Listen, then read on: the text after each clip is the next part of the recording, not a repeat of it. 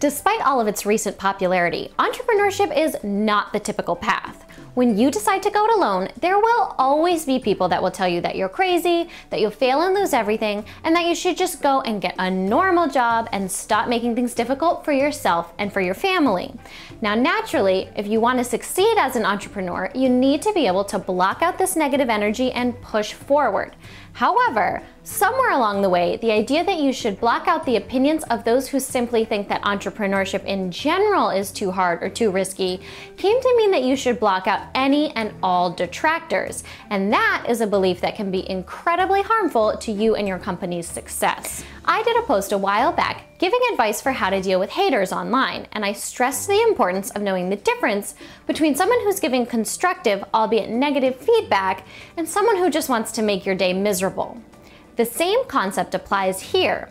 While you do need to be able to push past naysayers who just want to see you fail or are generally negative people, you can't just ignore anyone who doesn't sing your praises in the name of being a dedicated entrepreneur who will never give up on an idea. Some negative feedback is incredibly valuable, and listening to it could be the difference between your success and your failure. So, how do you tell the difference between someone who wants to just rain on your parade because he or she would never have the guts to build what you're building, and someone who has genuinely helpful and insightful feedback about why maybe you're a little off track with your product or service or business model? Ask yourself a few questions. First, is the person negative about entrepreneurship in general or about your idea specifically? If someone thinks that anyone, anywhere, starting any business is crazy and will fail, you can probably ignore their negativity. However, if this is someone who supports entrepreneurs and entrepreneurship but has reservations about the specifics of what you're building, listen up. You may or may not agree with them in the end, but be sure to understand what gives them pause before deciding.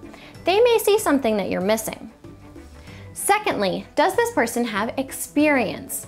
Now, this could be experience as an entrepreneur, experience in the industry that you're targeting, or any other experience relevant to what you're trying to build. If someone has a deep understanding of what you're up against, be sure to listen to their reservations. Thirdly, is this person part of your target market? Not everyone's going to understand everything that could be a big hit, so you shouldn't weigh everyone's opinion equally when you're asking for feedback on your product or service. If your ideal customer is a 13-year-old girl, it's really not all that important that your 70-year-old neighbor Bill thinks your product is stupid. If his 13-year-old granddaughter and her friends also think it's stupid, however, then you'd better take a second look at whether your customer actually wants to buy what you want to sell. Fourthly, do you respect this person's opinion about other people's ventures? It may not be a nice thing to say, but everybody has some people in their lives whose opinions they simply don't value that much, and that's totally fine.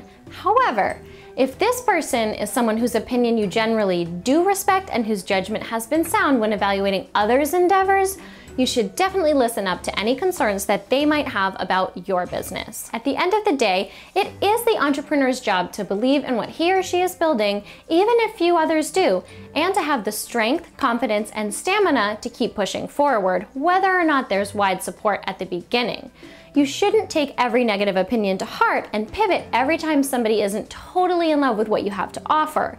However, you cannot simply ignore every negative comment either. Using these questions will help you decide when you should politely set aside somebody's negative energy and when you should take a closer look at whether you've gotten off track somewhere along the way and should heed a critic's advice. Now I want to hear from you. As you're getting started moving forward with your idea, are those around you giving you positive or negative feedback?